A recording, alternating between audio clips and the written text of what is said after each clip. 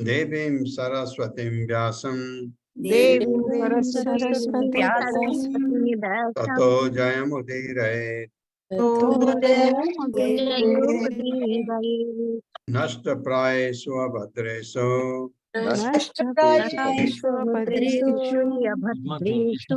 नित्यं भागवत सेवया भगवते उत्तम श्लोके भक्तिर्भवति नैष्ठिकी।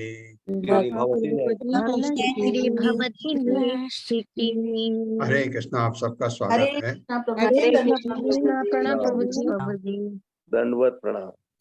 49वें श्लोक से बढ़ते हैं आगे, जिसमें दिति और कश्यप मुनि के बीच की वार्तालाप चल रही है। जब कश्यप मुनि ने बताया कि तुम्हारा पौत्र बेटे का बेटा महान भक्त होने वाला है, तो उनके मन में बड़ा संतोष हुआ।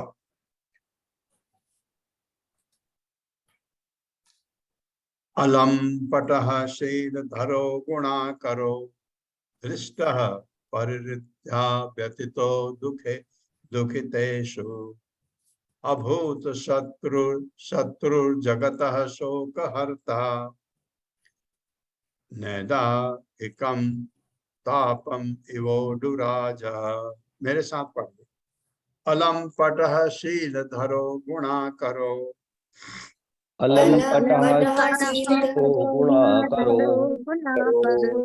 धृष्टः परिहृत्या व्यथितो दुखितेषु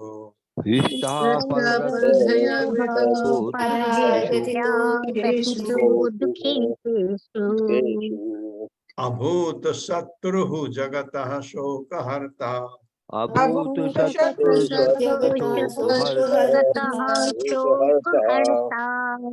नैदाघिकं तापम इवोडुराजः।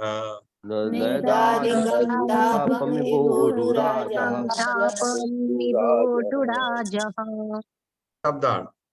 अलम पटः पुण्यशील, शीलधरः योग्य, गुण आकरः समस्त सद्गुणों की खान, दृष्टः प्रसन्न, परिहृत्या अन्य के सुख से, व्यथितः दुखी, दुखितेषु अन्यों के दुख में, अभूत शत्रु, शत्रु रहित, अजात शत्रु जिसे कहते हैं, जिसका कोई शत्रु न हो उसको अजात शत्रु कहते हैं।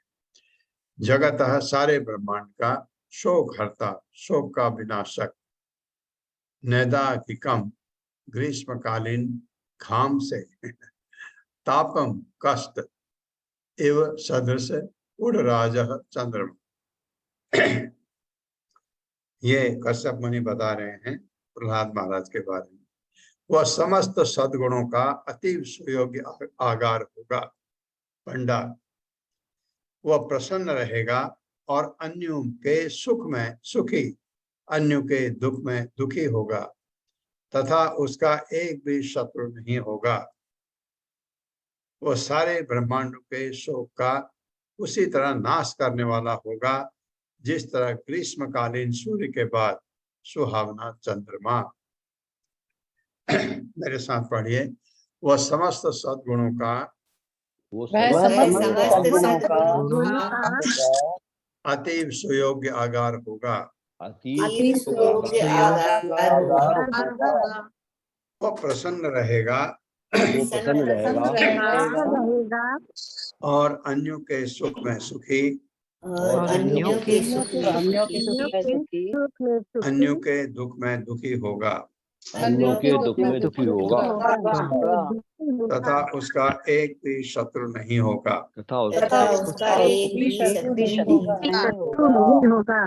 वह सारे ब्रह्मांडों के शोक का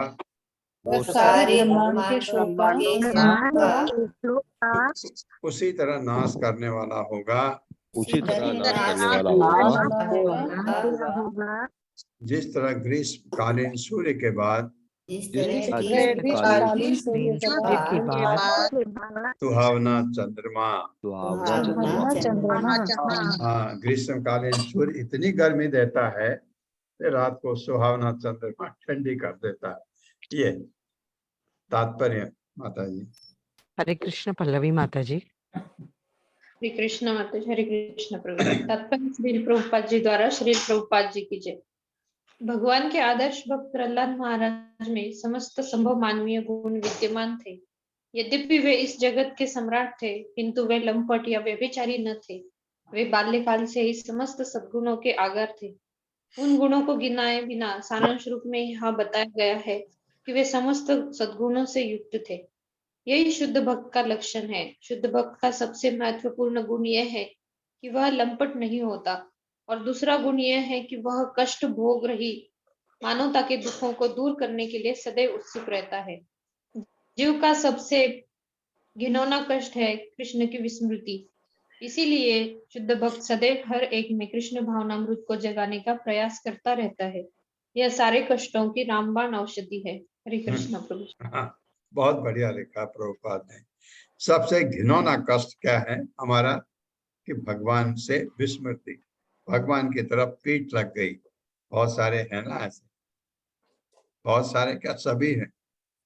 तो हम बहुत भाग्यशाली समझते हैं कि हमको प्रभुपाद की शरण मिल गई। शुद्ध भक्त सदैव हर एक में कृष्ण भावनामृत को जगाने का प्रयास करता है। तो सारे कष्टों की रामबाण औषधि है। सारे कष्ट दूर, आप समझ जाते हैं आप क्या हैं, ये भौतिक प्रकृति क्या है, ये सब आपके तरफ चारों ओर हो रहा है। ये क्या हो रहा है आपको समझ आने लगता है। अंतर्बहिश्च अमलम अब्ज नेत्रम स्वपुरुषेच्छा अनुगृहीत रूपम पौत्रः तव श्री ललनादलालम दुष्टा स्फुरत् कुंडल मंडिताननम। मेरे साथ, अंतर्बहिश्च अमलम अब्ज नेत्रम अंतर्बहिश्च अमलम अब्ज नेत्रम अंतर्बहिश्च अमलम अब्ज नेत्रम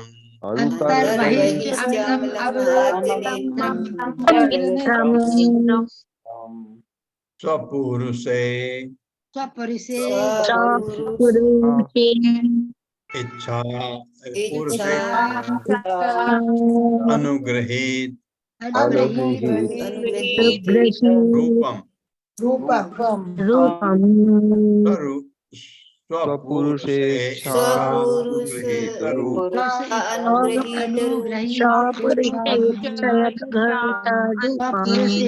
अनुगृहीत रूपम पौत्रः तव श्री ललनादलालम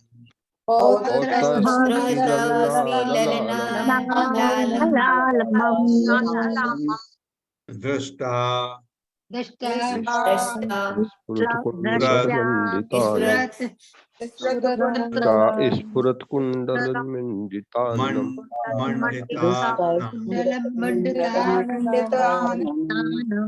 दृष्टा स्फुरत्कुण्डलमण्डिताननम्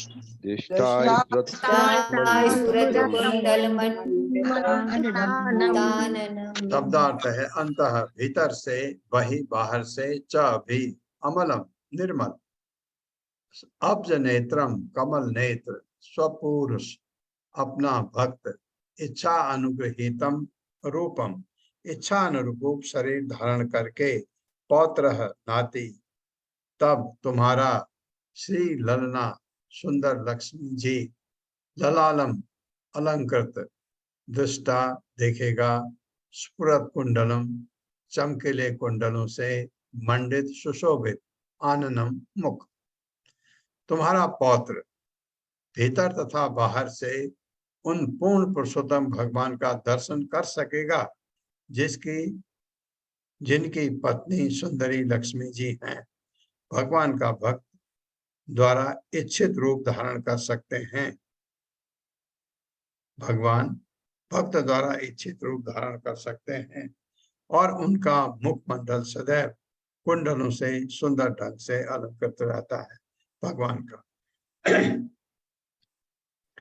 मेरे साथ पढ़िए, तुम्हारा पौत्र तुम्हारा पौत्र भीतर तथा बाहर से भीतर तथा बाहर से उन पूर्ण पुरुषोत्तम भगवान का दर्शन कर सकेगा, उन पूर्ण पुरुषोत्तम भगवान का दर्शन कर सकेगा, जिनकी पत्नी सुंदरी लक्ष्मी जी हैं। जिनकी पत्नी सुंदरी लक्ष्मी जी है। ये हो गए ना नृसिंहदेव भगवान।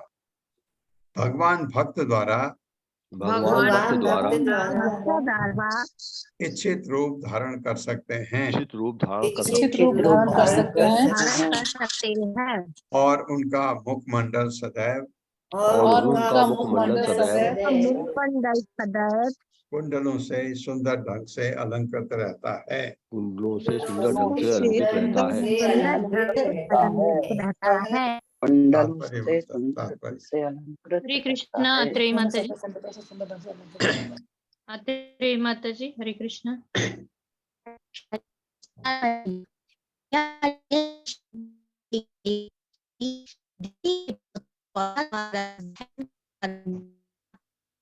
माता जी आपकी आवाज कट रही है, थोड़ा माइक के नजदीक आप रहिए।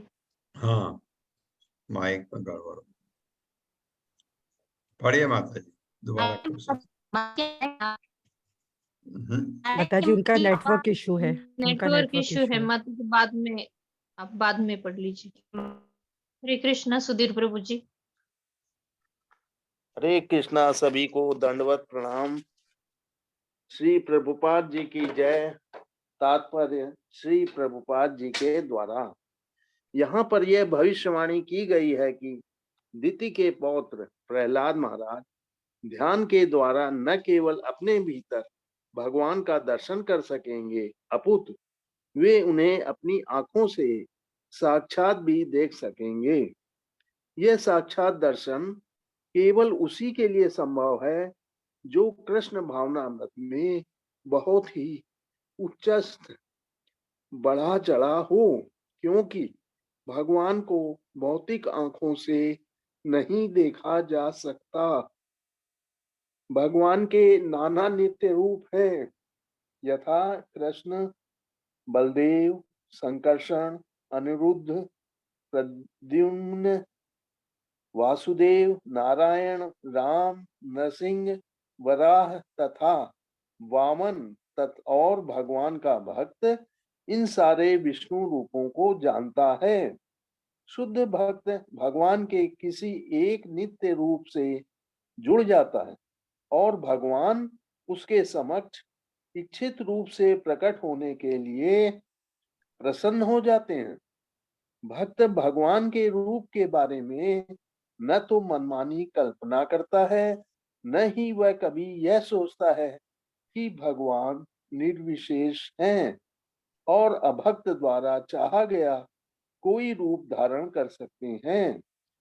अभक्त को भगवान के रूप का कोई अनुमान नहीं होता, अतएव वह उपर्युक्त रूपों में से किसी के भी विषय में चिंतन नहीं कर सकता। किंतु जब भी कोई भक्त भगवान का दर्शन करता है तो वह उन्हें अत्यंत सुंदर ढंग से सजे तथा उनकी नित्य संगनी का तथा नित्य सुंदरी लक्ष्मी जी के साथ देखता है। हरे कृष्णा, सभी को हरे कृष्णा प्रभु, हरे कृष्णा। तो भगवान का भक्त किस रूप, भक्त के अनुसार भगवान अपना रूप ले लेते हैं। जैसे प्रहलाद महाराज की बात हो रही है तो मुझे नृसिंहदेव भगवान याद आ रहे हैं, क्योंकि उनको प्रहलाद महाराज के सामने भगवान नृसिंह के रूप में आए थे, क्योंकि भगवान को वो रूप धारण करना जरूरी था उस परिस्थिति में। क्योंकि हिरण्यकश्यप ने कहा था, वरदान मिला था ब्रह्मा जी से, न तो मैं किसी पशु से मारा जाऊं, न मैं किसी आदमी से मारा जाऊं, न मैं किसी हथियार से मारा जाऊं, तो ये बहुत सारी कंडीशन थी। दिन में मारा जाऊं, न रात को मारा जाऊं, न बाहर मार जाऊं, न अंतर, बहुत सारे कंडीशन।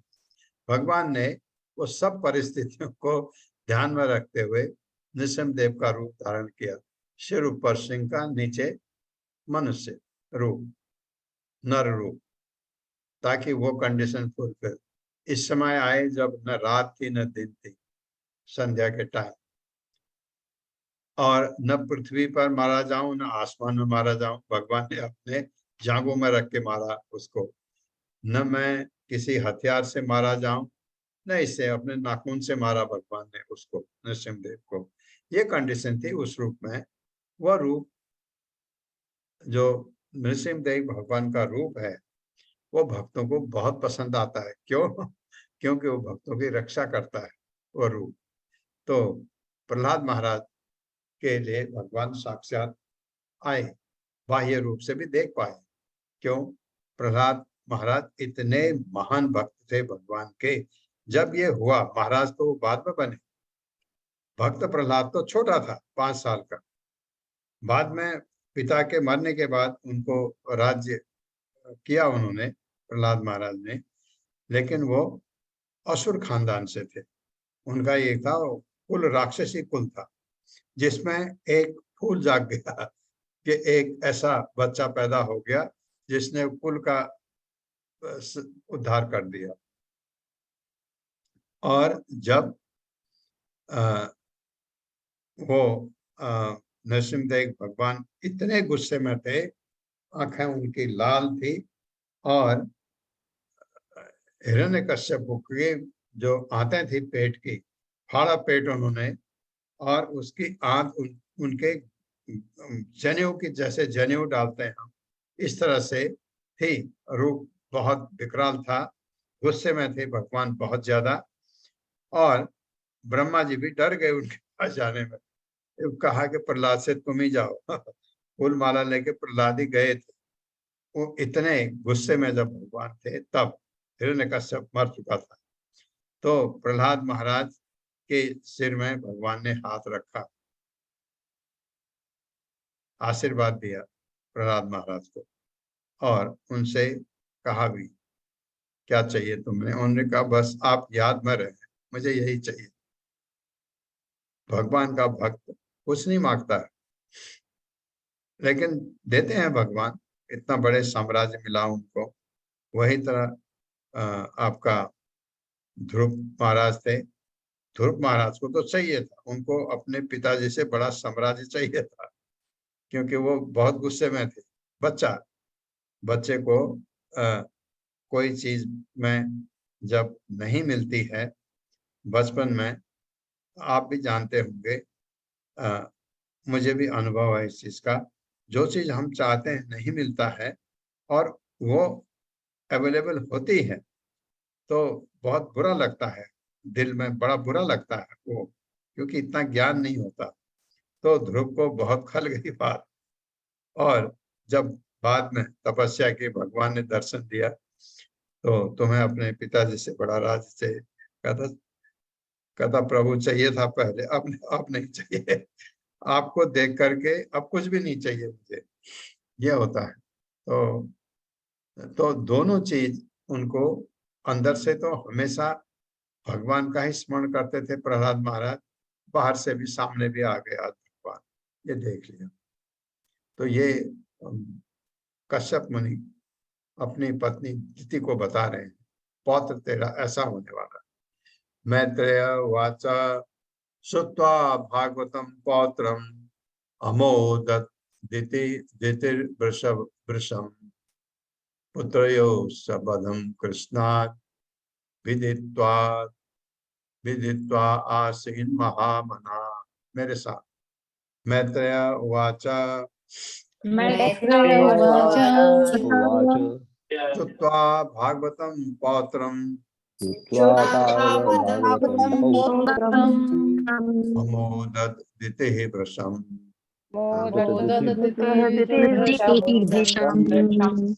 पुत्रयोः सबधं कृष्णात्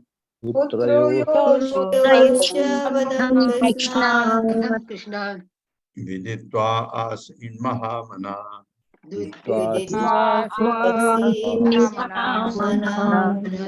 शब्दार्थ है, मैत्रेय उवाच, मैत्रेय मुनि ने कहा, श्रुत्वा सुनकर भागवतम, भगवान के महान भक्त होने के लिए पौत्र पौत्र को अमोदत आनंद का अनुभव किया।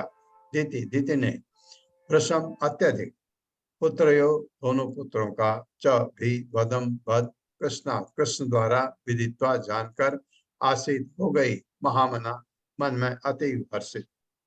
उनको ये डर था कहीं भगवान के भक्तों के द्वारा न मारा जाए।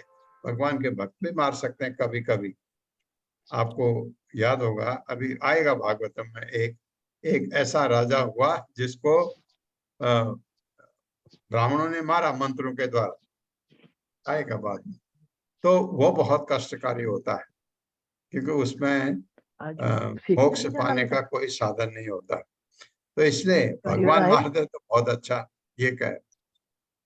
मैत्रेय मुनि ने कहा, यह सुनकर के उसका पौत्र महान भक्त होगा और उसके पुत्र भगवान कृष्ण द्वारा मारे जाएंगे, दिति मन में अत्यधिक हर्षित हुई। मेरे साथ पढ़े। मैत्रेय मुनि ने कहा, मैत्रेय मुनि ने कहा, यह सुनकर कि ये सुनकर कि उसका पौत्र महान भक्त होगा, उसका पौत्र महान भक्त होगा और उसके पुत्र भगवान द्वारा मारे जाएंगे, और उसके पुत्र भगवान द्वारा मारे जाएंगे। दिति मन में अत्यधिक हर्षित हुई। दिति मन में अत्यधिक हर्षित हुई। तात्पर्य माता जी। हरे कृष्ण। शुभा पिकले माता जी। हरे कृष्ण माता जी। हरे कृष्ण प्रभु जी। तात्पर्य, श्रील प्रभुपाद की जय। श्रील प्रभुपाद द्वारा दिति यह जानकर अति खिन्न थी कि उसके असामयिक गर्भधारण से उसका पुत्र असुर होंगे और वे भगवान से युद्ध करेंगे। किंतु जब उसने सुना कि उसका पुत्र महान भक्त होगा और उसके दोनों पुत्र भगवान द्वारा मारे जाएंगे, तो वह अति तुष्ट हो गई। एक महान ऋषि की पत्नी तथा महान प्रजापति का दक्ष की पुत्री होने के नाते वह जानती थी कि भगवान द्वारा मारा जाना परम सौभाग्य है, क्योंकि भगवान परम पूर्ण है। अतएव उनके हिंसा तथा अहिंसा दोनों कार्य परम स्तर पर होते हैं। भगवान के ऐसे कार्यों में कोई अंतर नहीं होता। संसारी हिंसा तथा अहिंसा का भगवान के कार्यों से कोई सरोकार नहीं होता। उनके द्वारा मारा गया असुर वही फल प्राप्त करता है जितना वह भक्त जो अनेकानेक जन्मों की तपस्या के बाद मोक्ष प्राप्त करता है। यहाँ पर वृषम शब्द सार्थक है, क्योंकि वह सूचित करता है कि दिति अपनी अपेक्षाओं से भी अधिक हर्षित थी। इस प्रकार श्रीमद् भागवत के तृतीय स्कंध के अंतर्गत संध्या समय दिति का गर्भधारण 14वें गर्भधारण नामक 14वें अध्याय के भक्ति वेदांत तात्पर्य पूर्ण हुए। हरे कृष्ण प्रभु जी। हरे कृष्ण माता जी। तो खुश हो गई दिति, बहुत खुश हो गई कि एक तो उसका पौत्र भगवान का परम भक्त होगा, वो सुन करके ज्यादा खुशी हुई उसको। और उसके ऊपर दोनों बच्चों का, दोनों पुत्र जो उसके गर्भ में थे, तो उसको ये था कि भगवान द्वारा ये मारे गए तो बहुत खुश, क्योंकि मोक्ष मिल जाता है। ये इस वजह से हर्षित हुई वो। लेकिन एक चीज उसके मन में दुख लग रहा था कि सारे तीनों लोग उनकी वजह से बहुत कष्ट में आएंगे, वो उसको दुख था दिति को। अब हम 15वें अध्याय में आते हैं। पहले ये 3-5 श्लोक पढ़ लेते हैं। ओम नमो भगवते वासुदेवाय। ओम नमो भगवते वासुदेवाय। जन्माद्यस्य यतो अन्वयात् तरस्तस्य अर्थेषु अभिज्ञा स्वराट्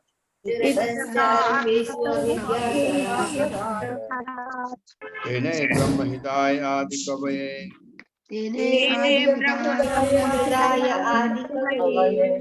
मुह्यन्ति यत् सूर्यः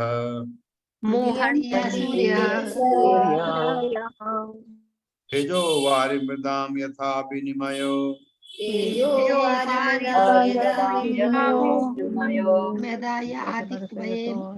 यत् त्रिसर्गो अमृषा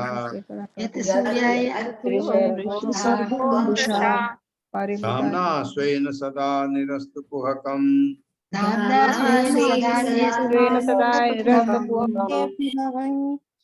सत्यं परम धीमहि।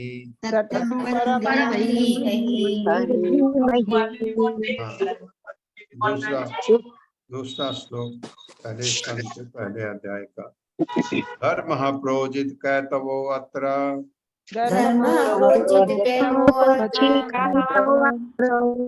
धर्मो निर्मत्सराणां सताम्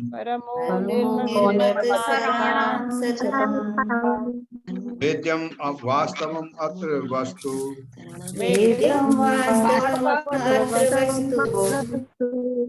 शिवदं तापतय उन्मूलनम्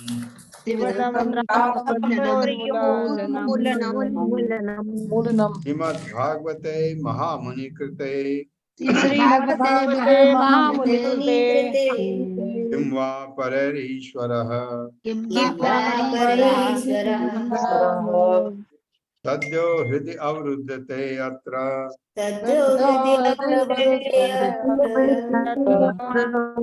पृथिवी शुश्रूषितक्षणात्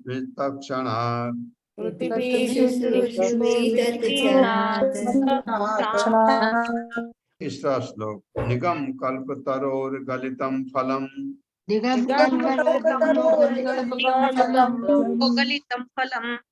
मुखाद् अमृतद्रव संयुक्तम्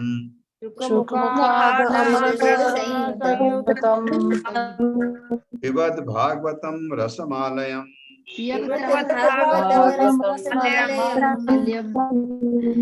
मुहुर्हो रसिका भुवि भावुका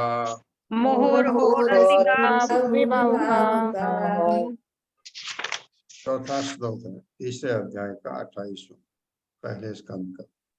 एते चांस कला पुंसः कृष्णः तु भगवान् स्वयं इंद्रारिव्याकुलं लोकम् मृडयन्ति युगे युगे। तीसरे का 29वां श्लोक तीसरे अध्याय का। जन्म गुह्यं भगवतो य एतत् प्रियतो नरः सायं प्रातर्गणं भक्त्या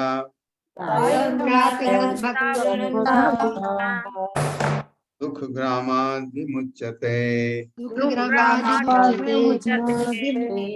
हरे कृष्णा प्रभु जी। हरे कृष्णा माता। ईश्वर के साम्राज्य का वर्णन। पहला श्लोक मैत्रेय उवाच प्रजापत्यं तु तत्तेजः परतेजो हनं दितिः दधार वर्षाणि शतं शंखमाना दुरार्दना। मेरे साथ पढ़िए। मैत्रेय उवाच प्रजापत्यं तु तत्तेजः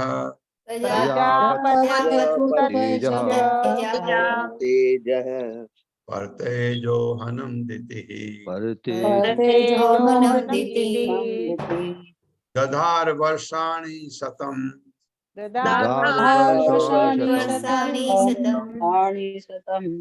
शंखमाना दुरार्दना।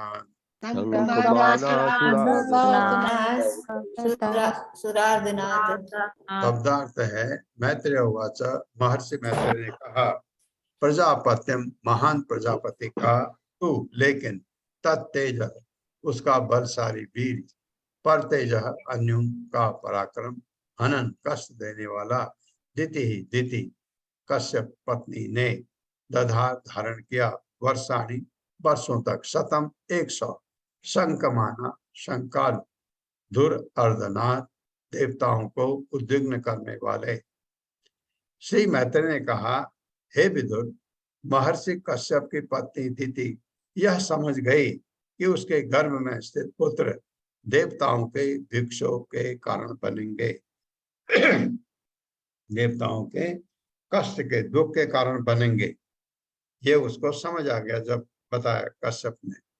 अतः वह कश्यप मुनि के तेजवान वीर को 100 वर्षों तक निरंतर धारण किए रही, क्योंकि वह यह अन्यों को कष्ट देने वाला था। ये तब ऐसी शक्ति होती होगी। मेरे साथ पढ़िए। श्री मैत्रेय ने कहा, मैत्रेय ने कहा, हे विदुर, हे विदुर, महर्षि कश्यप की पत्नी महर्षि कश्यप की पत्नी दिति यह समझ गई कि ये समझ गई कि उसके गर्भ में स्थित पुत्र उसके गर्भ में देवताओं के विक्षोभ का कारण बनेंगे। देवताओं के विक्षोभ का कारण बनेंगे। अतः कश्यप मुनि के कश्यप मुनि के तेजवान वीर्य को तेजवान वीर्य को 100 वर्षों तक 100 वर्षों तक निरंतर धारण किए रही, निरंतर धारण की रही, क्योंकि यह अन्यों को कष्ट देने वाला था। क्योंकि ये अन्यों को कष्ट देने वाला था। तात्पर्य माता जी। हरे कृष्णा। सुधा गुप्ता माता जी। हरे कृष्ण माता जी, धन्यवाद। हरे कृष्ण प्रभु जी। श्री प्रभुपाद के द्वारा तात्पर्य।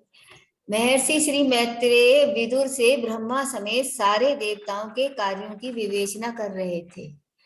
जब दिति ने अपने पति के मुख से सुना कि वह अपनी कोख में जो पुत्र धारण किए हुए हैं वे देवताओं के लिए विक्षोभ के कारण बनेंगे, तो वह बहुत प्रसन्न नहीं थी। मनुष्य दो तरह के होते हैं, भक्त तथा अभक्त। अभक्त गण असुर कहलाते हैं और भक्तगण देवता कहलाते हैं।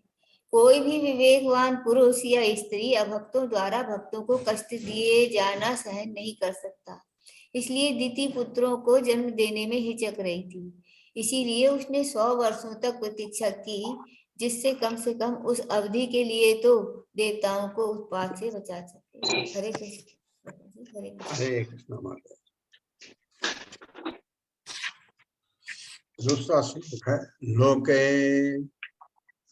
लोके तेन आहत लोके लोके तेन आहता लोके सॉरी लोके तेन आहत आलोके लोकपाला हतो जसः न्यवेद यन्वि सज्जस विसज्जे स्वसज्जे ध्वान व्यतिकरम दिशाम।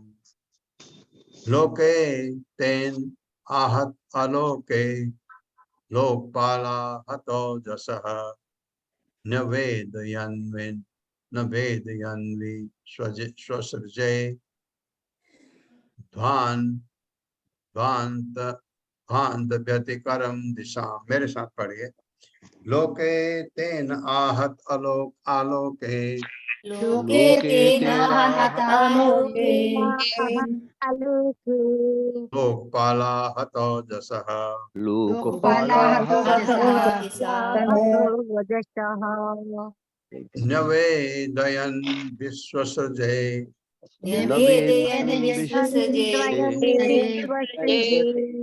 ध्वान्त व्यतिकरम दिशाम।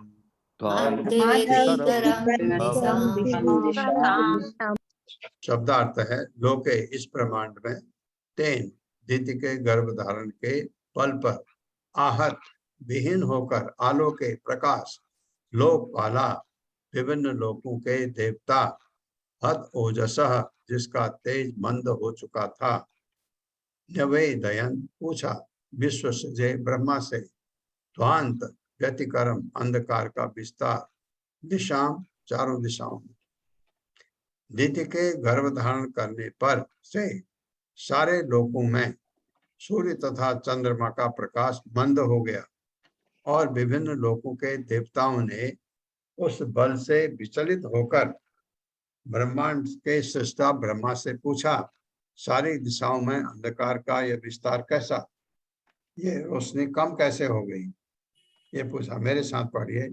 दिति के गर्भ धारण करने से दिति के गर्भ धारण सारे लोकों में सारे लोकों में सूर्य तथा चंद्रमा का प्रकाश मंद हो गया सूर्य तथा चंद्रमा का प्रकाश चंद्रमा मंद हो का गया प्रकाश मंद हो गया और विभिन्न लोकों के देवताओं ने और विभिन्न लोगों के विभिन्न देवता लोगों ने उस बल से विचलित होकर उस बल से विचलित होकर ब्रह्मांड के सृष्टा ब्रह्मा से पूछा। ब्रह्मांड के सृष्टा ब्रह्मा से पूछा, सारी दिशाओं में अंधकार का यह विस्तार कैसा? सारी दिशाओं में अंधकार का ये तात्पर्य हरे कृष्णा अशोक प्रभु जी। हरे कृष्ण माता जी, हरे कृष्ण प्रभु जी। श्रील प्रभुपाद जी की जय। श्रील प्रभुपाद जी द्वारा तात्पर्य। श्रीमद् भागवत के इस श्लोक से ऐसा लगता है कि सूर्य ब्रह्मांड के सारे लोकों के लिए प्रकाश के स्रोत का कार्य करता है। इस श्लोक से उस आधुनिक वैज्ञानिक सिद्धांत का समर्थन नहीं होता जिसके अनुसार प्रत्येक ब्रह्मांड में अनेक सूर्य होते हैं। ऐसा समझा जाता है कि प्रत्येक ब्रह्मांड में केवल एक सूर्य है जो सारे लोगों को प्रकाश की पूर्ति करता है। भगवत गीता के चंद्रमा को भी एक नक्षत्र कहा गया है। नक्षत्र अनेक है और जब हम उन्हें रात के समय चमकते देखते हैं तो हम ये कह समझ सकते हैं कि वे प्रकाश का परावर्तन करने वाले हैं। जिस तरह चंद्रमा का प्रकाश सूर्य प्रकाश का परावर्तन है, उसी तरह अन्य लोग भी सूर्य प्रकाश को परावर्तित करते हैं। और ऐसे अन्य अनेक लोग हैं जिन्हें हम अपनी आंखों से नहीं देख सकते, जिनके घर में स्थित पुत्रों के आसुरी प्रभाव से ब्रह्मांड भर में अंधकार फैल गया। हरे कृष्ण प्रभु जी। हरे कृष्ण प्रभु जी। हरे कृष्ण माता जी। बहुत बहुत धन्यवाद। देवा उचुः तम एतद् विभो वेत्थ संविघ्ना यद्वयं दृशम् नहि अव्यक्तं भगवतः कालेन अपृष्ट वर्तमानः। मेरे साथ पढ़िए। देवा उचुः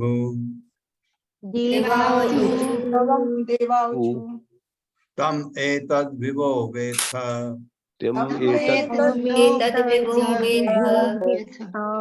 संविघ्ना यद्वयं दृशम्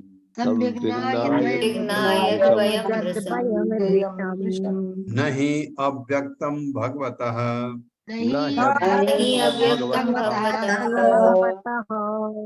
कालेन अस्पृष्ट वर्तमानः।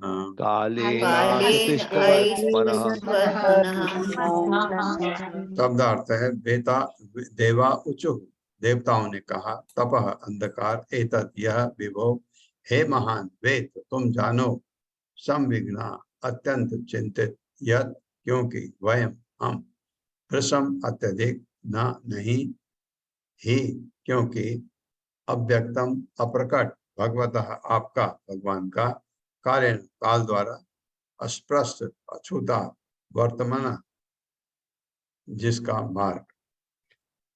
भाग्यवान देवताओं ने कहा, हे महान, जरा इस अंधकार को तो देखो जिसे आप अच्छी तरह जानते हैं और जिससे हमें चिंता हो रही है, क्योंकि काल का प्रभाव आपको छू नहीं सकता, अतएव आपके समक्ष कुछ भी अप्रकट नहीं है। मेरे साथ पढ़े। भाग्यवान देवताओं ने कहा, देवताओं ने कहा, हे महान, जरा इस अंधकार को तो देखो, जरा इस अंधकार को तो देखो जिसे आप अच्छी तरह जानते हैं और जिससे हमें चिंता हो रही है, क्योंकि काल का प्रभाव आपको छू नहीं सकता, क्योंकि काल का प्रभाव आपको नहीं सकता। हाँ, किसको हो रही है बात? कौन है ऐसा जिसको काल का प्रभाव नहीं छू सकता? भगवान कृष्ण। पहले लग रहा था कहीं ब्रह्मा से तो नहीं पूछ रहे, नहीं, भगवान से, क्योंकि महान भगवान। तो अतएव आपके समक्ष कुछ भी अप्रकट नहीं है। अतएव आपके समक्ष कुछ भी अप्रकट नहीं है। तात्पर्य। हरे कृष्णा सीमा माता जी। हरे कृष्ण माता जी। सीमा माता जी। हरे कृष्णा। देखो यहाँ श्री प्रभुपाद की जय। तात्पर्य श्री प्रभुपाद द्वारा यहाँ पर ब्रह्मा को विभु तथा भगवान को भगवान कहा गया है। वे भौतिक जगत में भगवान के रजोगुणी अवतार हैं। प्रतिनिधि के रूप में वे भगवान से अभिन्न हैं, अतएव उन पर काल का प्रभाव नहीं पड़ता। काल का प्रभाव भूत, वर्तमान तथा भविष्य के रूप में प्रकट होता है। यह ब्रह्मा तथा अन्य अन्य देवताओं जैसे महान पुरुषों का स्पर्श नहीं कर पाता। कभी कभी देवता तथा महिषगण जिन्होंने ऐसी सिद्धि प्राप्त कर दी है त्रिकाल त्रिकालज्ञ कहलाते हैं। मैं सोच रहा था, वो गलत था। प्रभुपाद कह रहे हैं ये ब्रह्मा जी के लिए ही है। ब्रह्मा जी के ऊपर तो काल का प्रभाव पड़ता है, यहाँ पर कहा गया है, क्योंकि वो भगवान के प्रतिनिधि रूप हैं। ब्रह्मा जी पर काल का प्रभाव हमसे कम पड़ता है। क्यों? क्योंकि उनकी उम्र बहुत ही लंबी है। तो जैसे हम पर एक महीने में, एक साल में हमारे चेहरे में परिवर्तन आ जाता है। क्यों आ जाता है? क्योंकि हमारी उम्र बहुत कम है। ब्रह्मा जी का एक सेकंड हमारे 1,00,000 वर्ष के बराबर है। अब आप बताओ ब्रह्मा जी की उम्र कितनी बड़ी है। 100 वर्ष जीते हैं ब्रह्मा जी। तो इस वजह से काल का प्रभाव, जैसे प्रभुपाद ने कहा, मैं तो सोचता था भगवान के लिए था, वो महान देवताओं ने ब्रह्मा जी के लिए कहा, जो हमने अभी पढ़ा था ना ऊपर। क्योंकि ये भाग्यवान देवताओं ने कहा, क्योंकि वो पूछ रहे थे ब्रह्मा जी से, सृष्टिकर्ता थे, हे महान, जरा इस अंधकार को देखो जिसे आप अच्छी तरह जानते हैं और इससे हमें चिंता हो रही है, क्योंकि काल का प्रभाव आपको छू नहीं सकता। ये बोला तो ये तो एक ही है जो छू नहीं, काल का प्रभाव जहां नहीं छू सकता वो तो भगवान है। लेकिन यहाँ ब्रह्मा जी को कहा गया है, प्रभुपाद समझा रहे हैं, क्योंकि रूप में भगवान के अब से अभिन्न हैं, प्रतिनिधि हैं। किस मामले में? सृष्टि के मामले। अतएव उन पर काल का प्रभाव नहीं पड़ता, कह सकते हैं बहुत कम पड़ता है, ऐसा है। नहीं पड़ता पूरा नहीं, क्योंकि ब्रह्मा जी की भी उम्र है। काल का प्रभाव भूत, वर्तमान तथा भविष्य के रूप में प्रकट होता है। तो ब्रह्मा जी का भी, क्योंकि भूत तो उनका ऐसा अभी है नहीं ज्यादा, और भविष्य तो, और वर्तमान भविष्य पूरी सृष्टि करनी है, तो उनके पास बहुत लंबा समय है शायद। इस वजह से कहा गया कि काल का प्रभाव नहीं पड़ता, क्योंकि हमको अपने को भी समझाना है। क्यों नहीं पड़ेगा ब्रह्मा जी के ऊपर? क्योंकि देखिए, एक चीज, काल का असर, एक कोई कीड़ा है जो 4 घंटे की उम्र है जिसकी, ऐसे भी है ना, ऐसे बहुत सारे इंसेक्ट्स हैं जिनकी उम्र 4 घंटे से ज्यादा नहीं होती। किसी की 10 घंटा है, किसी की 1 दिन है। उन पर काल का प्रभाव बहुत ज्यादा है, हमारे पर कम है, क्योंकि हमारी उम्र बहुत बड़ी है। दिन तो क्या, हम तो वर्षों जीते हैं। तो इसलिए हमारे ऊपर काल का प्रभाव कम है उनसे। और हमारे से ज्यादा उम्र के हैं, देवता लोग हैं, उनके ऊपर भी काल का प्रभाव हमसे कम है। उसके बाद फिर मनु आए, जिनकी उम्र और बड़ी है, वहां काल का प्रभाव और कम। ब्रह्मा जी की तो कहने क्या है, ऐसे समझ लीजिए आप कि काल का, इसलिए उनको कहा गया कि आपके ऊपर काल का प्रभाव नहीं पड़ता। और रियलिटी में पड़ता है लेकिन ये बात सापेक्ष की हो रही है, रिलेटिव है ना, तो रिलेटिविटी में आप कह सकते हैं उन पर नहीं है।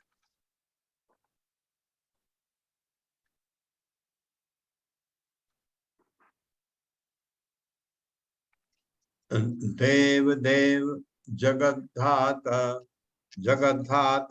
या जगद्धातर लोकनाथ शिखामणि परेशान अपरेशान तम भूतानाम असि भावविद।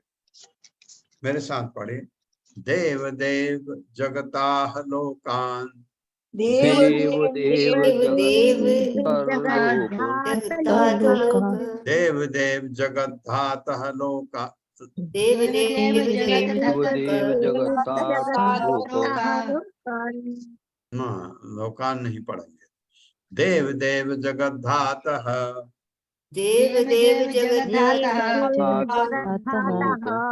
लोकनाथ शिखामणे लोकनाथ परेशान अपरेशान त्वं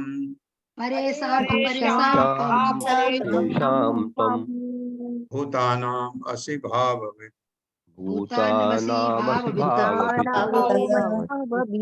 शब्दार्थ है देव देव, हे देवताओं के स्वामी, जगत धाता ब्रह्मांड को धारण करने वाले, लोकनाथ शिखामणे, हे अन्य लोकों के समस्त देवताओं के शिरोमणि, परेशान आध्यात्मिक जगत का, अपरेशान भौतिक जगत का, तुम भूतानाम सारे जीवों के असी हो, भावविद मनोभावों को जानने वाले।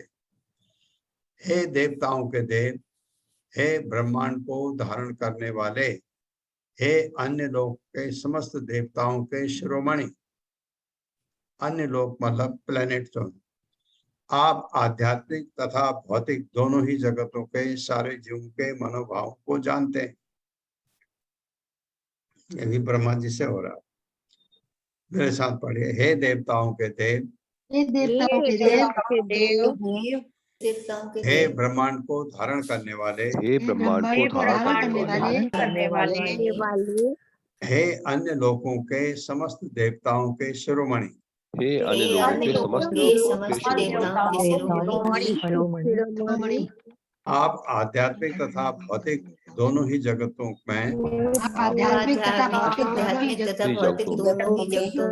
सारे जीवों के मनोभावों को जानते हैं। सारे जीवों के मनोभावों को जानते हैं। हाँ, क्योंकि ब्रह्मा जी को भगवान ने बहुत ज्ञान दिया, इसलिए उनको आध्यात्मिक जगत का भी पता है।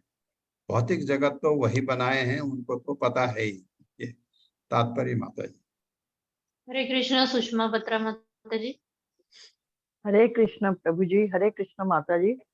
प्रभुपाद जी की जय। तात्पर्य प्रभुपाद जी के द्वारा, क्योंकि ब्रह्मा भगवान के ही तुल्य प्राय हैं, इसीलिए उन्हें यहाँ पर देव देव कहकर संबोधित किया गया है। और चूंकि वे इस ब्रह्मांड के गौण सृष्टा हैं, इसलिए उन्हें ब्रह्मांड को धारण करने वाला कहा गया है। वे सारे देवताओं के मुखिया हैं, इसलिए उन्हें देवताओं का शिरोमणि कहा गया है। आध्यात्मिक तथा भौतिक दोनों ही जगतों में जो कुछ घटित हो रहा है, उसे समझ पाना उनके लिए कठिन नहीं। वे हर एक के हृदय की बात तथा हर एक के मनोभाव को जानते हैं।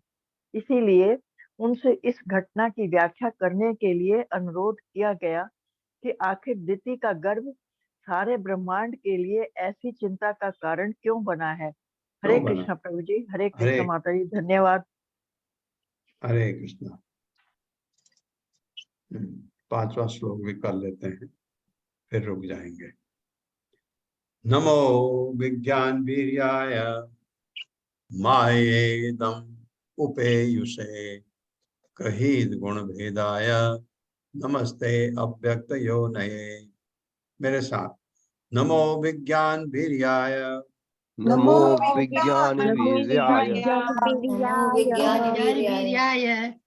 मायेदम उपेयुषे गृहीत गुण भेदाय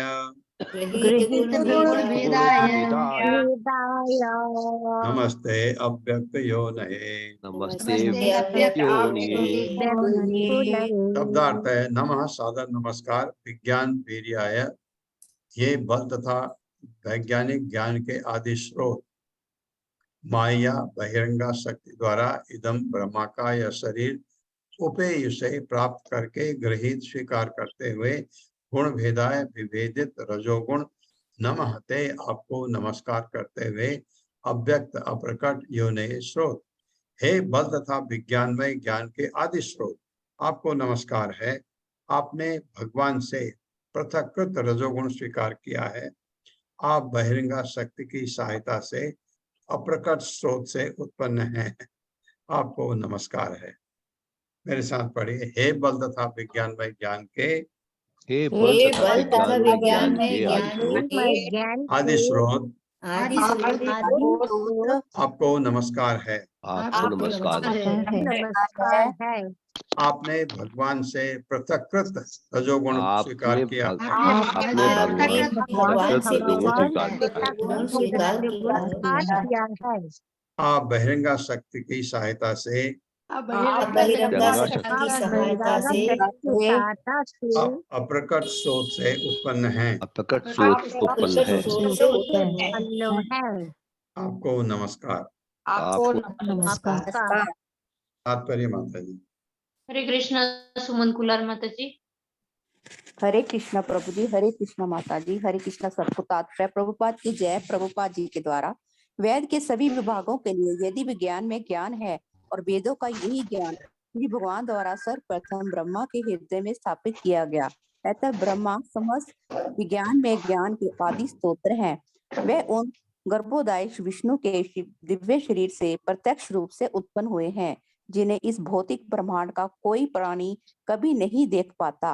अतः वे सदैव अव्यक्त रहते हैं। जहाँ पर ब्रह्मा को अव्यक्त से उत्पन्न कहा गया है, वे उस भौतिक प्रकृति से रजोगुणों के अवतार हैं, जो भगवान की पृथकृत बहिरंगी शक्ति है। धन्यवाद। हरे कृष्णा। रजोगुण जो है भगवान की बहिरंगा शक्ति है और उसके उनको आधिपत्य कहा गया ब्रह्मा जी रजोगुण और शिव जी तमोगुण। ऐसा मत समझिए कि ये रजोगुणी है, शिव जी तमोगुणी है, नहीं, उनका उनके अंडर है। तो तमोगुणी लोग शिव जी की पूजा करते हैं, शिव जी तमोगुणी नहीं है। ब्रह्मा जी में कभी कभी शासन करने में रजोगुण आता है, लेकिन रजोगुण के वो है लीडर। और जो हमारे क्षीरोदक्षी विष्णु है, परमात्मा विष्णु जो आते हैं वो सतोगुण के। ये तीन जो ब्रह्मांड की देखभाल के लिए जिनको भगवान ने नियुक्त किया। ओम अज्ञान तिमिरांधस्य ज्ञानांजन शलाकया चक्षुरुन्मिलितं तस्मै श्री गुरुवे नमः। नमो विष्णुपादाय कृष्ण पृष्ठाय भूतले श्रीमते भक्ति वेदांत स्वामिनिति नामिने। नमस्ते सारस्वती देवे गौरवाणी प्रचारिणे निर्विशेष शून्यवादी पाश्चात्य देश तारिणे। जय हो श्री कृष्ण चैतन्य प्रभु नित्यानंद श्री अद्वैत गदाधर शिवासादि गौर भक्त वृंद। हरे कृष्णा कृष्ण कृष्ण हरे हरे, हरे राम राम राम हरे। सुधीर प्रभु हरे कृष्णा। आपका कल प्रश्न में नहीं ले पाया था, खेद है मुझे। कल मैं उडुपी गया था, सुबह उडुपी जाना था मुझे, इसलिए मैं जल्दी में था। दंडवत प्रणाम गुरु जी। हाँ बोलिए प्रभु। ये जो 48वां श्लोक जो था, हाँ 43वां श्लोक था जी पेज 53 पे, उसमें अनुवाद में तात्पर्य में सबसे आखिर में लिखा था कि इतिहास में ऐसे अनेक दृष्टांत हैं जिसमें उग्र से उग्र पशु भी भगवान के शुद्ध भक्त के प्रति मित्रवत बन गया। तो इसका कोई गुरुजी उदाहरण दे के बताइए। वो एक था ना, एक शिकारी था जो जानवरों को नहीं, उग्र से उग्र पशु भी। अच्छा, पशु की बात कर रहे हैं। हाँ हाँ। उग्र से उग्र पशु भी भगवान के शुद्ध भक्त के प्रति मित्रवत बन गया। हाँ, ये तो हमें उनका तो पता है। ये आपको याद होगा जो हमने 18 दिन की भगवत गीता में बात की थी हरिदास ठाकुर की। हरिदास ठाकुर जिस गुफा में रहते थे वहाँ एक जहरीला सांप था। जी जी जी। तो उनका वो मित्र बन के रहता था। और जब इनके जो अनुयायी थे उनसे कहा कि आप ये जगह बदल दो क्योंकि हम यहाँ आने में डरते हैं कि सांप है इधर आपके पीछे। हाँ, सांप स्वयं चला गया फिर। हाँ। सांप चला गया। तो एक उदाहरण तो ये, ऐसे और भी होंगे कई। जी और हाँ, ऐसा है। हरे कृष्णा प्रभु। हरे कृष्णा गुरु। और कोई प्रश्न है किसी का? चलो आज का हरे कृष्णा प्रभु जी, दंडवत जी, प्रणाम। जी प्रभु। प्रभु जी, हरे कृष्ण मैं प्रभु जी, जिज्ञासा दंडवत करना प्रणाम। चाहता हूँ हरे आपसे। कृष्ण प्रभु जी। जी जी। प्रभु जी, ऐसे बताया गया है कि एक वृतांत आता है प्रभु जी, कोई जीव किसी पर्वत से गिरा था, तो एक रस्सी के सहारे वो लटक गया वो, और उसके बाद वो देखता है कि दो चूहे उस रस्सी की किनारों को काट रहे हैं, सफेद और काले चूहे, और अच्छा। नीचे सांप उसकी इंतजार कर रहा है उसको काटने के लिए, और ऊपर से शहद गिरता है तो उसको उसका दुख भूल जाता है। वो शहद के मिठास से वो उसको दुख भूल रहा है कि मैं मरने की कगार पे बैठा हूँ। और इसी तरह से भागवतम बोलते हैं कि जो जीव भगवान की भक्ति में लगा है, भगवान की कथा कीर्तन में लगा हुआ है, सूर्यदेव उसकी आयु तो हरते नहीं है। तो यहाँ बताते हैं कि जो काला और सफेद चूहा है वो नित्य हमारी आयु को हर रहा है, और यहाँ भगवान कहते हैं कि सूर्यदेव हरते नहीं है। तो प्रभु जी इसके पीछे क्या रहस्य है, कृपा कर दीजिए। बड़ा बड़ा अच्छा आपने दृष्टांत दिया प्रभु। एक एक जो भगवान का भक्त है, जो आपने खुद ही बोला, सूर्यदेव उसकी आयु को तो कम नहीं कर सकते, है ना? उसकी उम्र में तो कुछ परिवर्तन नहीं कर सकते, लेकिन भगवान के भक्त का इस चीजों से कोई कोई सरोकार है ही नहीं। भगवान का भक्त इन चीजों से कोई सरोकार रखता ही नहीं है, क्योंकि उसको सिर्फ भक्ति में भगवान को खुश करना है, और उसको वो ये भी नहीं चाहता है कि भगवान मुझे बचा लें अगर वो बहुत कष्ट में है। शुद्ध भक्त की बात कर रहा हूं मैं। हम तो चाहते हैं, हमें कष्ट है, हम भगवान को याद करते हैं कि हमें मदद करो, लेकिन भगवान का जो शुद्ध भक्त है वो भगवान से नहीं कहता मुझे बचाओ। भगवान बचाते हैं वो उनकी। प्रहलाद महाराज ने कभी भगवान से नहीं कहा कि मेरे पिताजी मुझे इतना तकलीफ में डाल रहे हैं कि आप मुझे बचाओ, कभी नहीं कहा। भगवान को ध्यान में रखते थे, लेकिन भगवान अपने भक्त की रक्षा करते हैं। कौन ते या प्रतिजानी ही न मैं भक्त प्रणश्यति, मेरे भक्त का विनाश नहीं हो सकता है। जैसे आप कह रहे हैं, अगर वो कट करके नीचे भी गिरा तो ये तो भौतिक जगत में है, वो ये शरीर तो उसको छोड़ना ही है। इसके बाद वो जाएगा, वैकुंठ जाएगा, भक्त है तो ये बात। प्रभु जी, जैसे हम ये देखते हैं कि एक जो बद्ध जीव है, जो पापी है, वो भी संसार से अपनी आयु पूरी करके जा रहा है, और एक भक्त भी जा रहा है। तो वो कैसे बताते हैं कि क्या संदर्भ क्या है कि आयु हरती नहीं है? तो ये किस संदर्भ में कह रहे हैं प्रभु जी? नहीं, आयु क्या? प्रभु जी, जैसे कोई पापी है, बद्ध जीव है, किसका? वो भी आयु संसार से जाता है। नहीं, ठीक है प्रभु। आयु जो है प्रारब्ध है। मेरी आयु अगर 105 साल की है तो मैं 105 साल को मुझे ग्रांट हुआ है पहले, लेकिन वो ग्रांट जो हुआ है वो कम ज्यादा हो सकता है, उनकी इच्छा है, क्योंकि ये काल तो उनके कंट्रोल में है, भगवान के। ये उन्होंने कह दिया नहीं नहीं, जा तू 93 में ही चला जा, उनकी मर्जी है, काल तो उनके अंडर में है। और एक भक्त है, एक अभक्त है। अभक्त को भी मिला है, उसने उस समय का दुरुपयोग किया, भक्त ने उसका सदुपयोग किया। ये जो मनुष्य योनि है, ये इसमें आयु से ज्यादा ये देखना है कि आपने दूसरे जन्म के लिए प्रिपरेशन कैसे की है। अगर आपकी प्रिपरेशन बहुत अच्छी है तो आप अगले जन्म में, जैसे मैं कहता हूँ, आप भक्ति में आप भागवतम सुनते हैं, भगवद गीता सुनते हैं, और माला अगर जप रहे हैं, भक्ति में तो कंडीशन है ना हमारी दो, एक माला जपना है, एक भौतिक चीजों से आसक्ति कम करनी है। भौतिक चीजों से आसक्ति इमीडिएट कम नहीं होगी, बट माला तो जप ही सकते हैं। तो अगला जन्म मनुष्य का हो गया, कम से कम आपने इतनी तैयारी तो की कि आप पशु योनि में नहीं जाए, मनुष्य योनि में जाए ये। लेकिन मैं कहता हूँ इतना भी क्यों, थोड़ा और आगे बढ़िए, और आगे बढ़िए, ताकि फिर जन्म ही ना हो मनुष्य योनि में, अब भगवत धाम चले जाए। ये भक्त में है।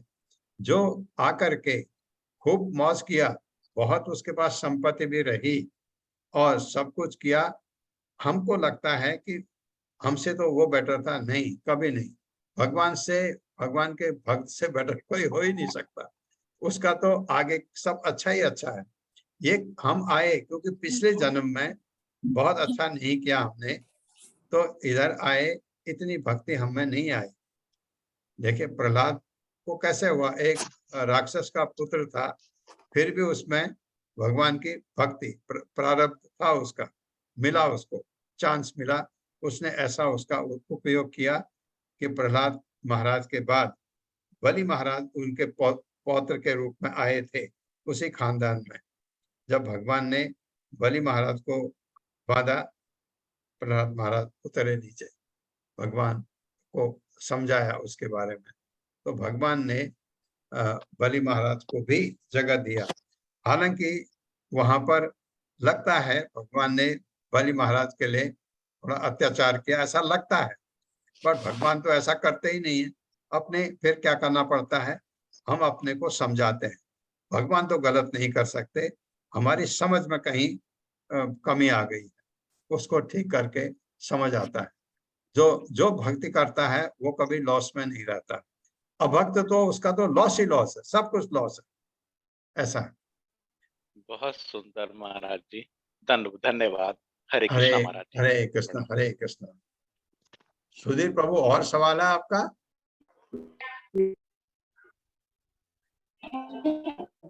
ओके माता जी, हरे कृष्ण। हरे कृष्ण, दंडवत प्रणाम प्रभु जी। बहुत